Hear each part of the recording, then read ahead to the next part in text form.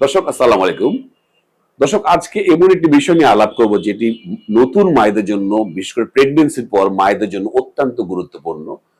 প্রায় ক্ষেত্রে আমাদের কাছে মায়েরা প্রশ্ন করেন, স্যার প্রেগন্যান্সি তো হয়ে গেছে, বাবু তো ডেলিভারি হয়েছে, এখন তো চুল পড়ছে, অস্বাভাবিক হারে চুল পড়ছে। তো আজকে আমাদের যে ভিডিও সেটা হচ্ছে প্রেগন্যান্সির পর বা ডেলিভারির পর অস্বাভাবিক চুল পড়া বা পোস্ট প্রেগন্যান্সি হেয়ার লস। দর্শক আমাদের কাছে মারা যখন আসেন, যখন নতুন বাবু নিয়ে আসেন, যে স্যার বাবুর তো হলো কিন্তু আমার তো অস্বাভাবিক চুল পড়ছে, আমার কি টাক পড়ে যাবো নাকি, আমার তো সেই সম্ভাবনা তৈরি হয়েছে। তো আজকে আমাদের যে ভিডিও সেটি এই অস্বাভাবিক যে চুল পড়া পোস্ট প্রেগন্যান্সি হেয়ার ফল, এটি স্বাভাবিক কিনা সেটি নিয়ে আমি আজকে আপনাদের সামনে পুরো বিষয়টি তুলে ধরবো। আশা করছি ভিডিওটি অত্যন্ত ইন্টারেস্টিং হবে, ইম্পর্টেন্ট আপনাদের জন্য। এই প্রেগন্যান্সির পরে এই জিনিসটির বিড়ম্বনা সব মাকে সইতে হয়। আমি আশা করছি বিভিন্ন জায়গায় এই ইনফরমেশন শেয়ার করবেন, তাহলে সকল মা উপকৃত হবে এবং অযাচিত টেনশন থেকে মুক্ত হবে। তো দর্শক প্রথমেই আপনি আমার পরিচয় জানিয়ে দিই, আমি ডক্টর আহমেদ নাজমুল আনাম, শিশু কিশোর নবজাতক এবং শিশু হৃদরোগ বিশেষজ্ঞ। সবাইকে আবারও স্বাগতম জানাচ্ছি। তো প্রথমেই আমি জানাতে চাই যে একটা মানুষের যে চুল পড়ার যে সাইকেল সেটি কিরকম। দেখুন, আমাদের যে চুল পড়া বা চুল ওঠা সেটা একটা নির্দিষ্ট সাইকেলে চলে।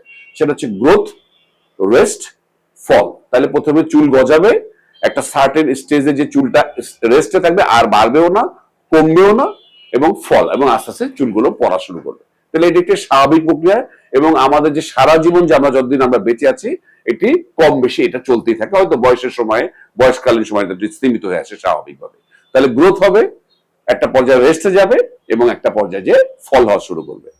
তো প্রেগনেন্সিতে কি ঘটে, এই ঘটনা খুব একটা মজার, একটা ইন্টারেস্টিং ব্যাপার।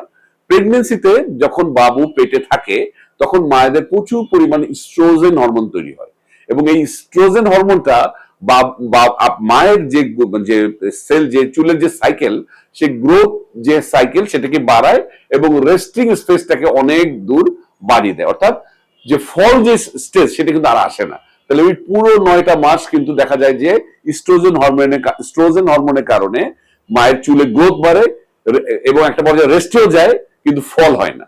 তাহলে 9 মাসে দেখা যায় অনেক মা বলেন, স্যার আমার চুলের তো অনেক বেড়েছে, মসৃণ হয়েছে, ঘন হয়ে গেছে চুলগুলো। এটা কিন্তু ইস্ট্রোজেন হরমোনের প্রভাবে। কিন্তু ডেলিভারির পরে কি হয়, সাডেনলি ডেলিভারির পরে ইস্ট্রোজেন হরমোনটা কমে যায়। তখনই কি হয়, যেই 9 মাস ধরে যেই চুলগুলো এতদিন ছিল, গ্রোথ হয়েছে, রেস্টিং স্টেজে এসছে, কিন্তু ফল হয়নি, অযাচিত ভাবে সেগুলো একবারে সব ফল হওয়া শুরু করে। কারণ ফল স্টেজটা শুরু, যেহেতু ইস্ট্রোজেন এতদিন থেকেই রেখেছিল, হঠাৎ করে যেহেতু ডেলিভারি হয়ে গেছে, বাবুর ইস্ট্রোজেন কমে গেছে, সাডেনলি অযাচিত ভাবে অনেক চুল পড়া শুরু করে। তখন মারা ভয় পেয়ে যান যে এত চুল পড়ছে টাক না হয়ে যায়।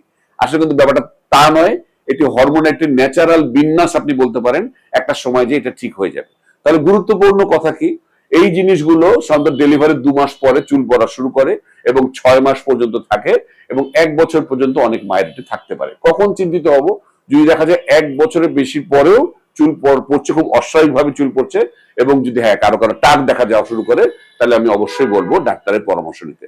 তো দর্শক আমি বলবো যে এই পোস্ট প্রেগনেন্সি হেয়ার ফল বা ডেলিভারি পর চুল পড়াটা স্বাভাবিক প্রতিক্রিয়া। এটি ন্যাচারালি বডি নিজেকে বিন্যাস করে নেবে এবং এটা ব্যালেন্স করে নেবে এবং একটা পর্যায়ে যে সাধারণত 6 মাসের পরে যে চুল পড়াটাও কিন্তু বন্ধ হয়ে যাবে। তো দর্শক আমি মনে করছি আজকে আপনাদের অনেকের অনেক প্রশ্ন উত্তর আপনারা পেয়ে গেছেন।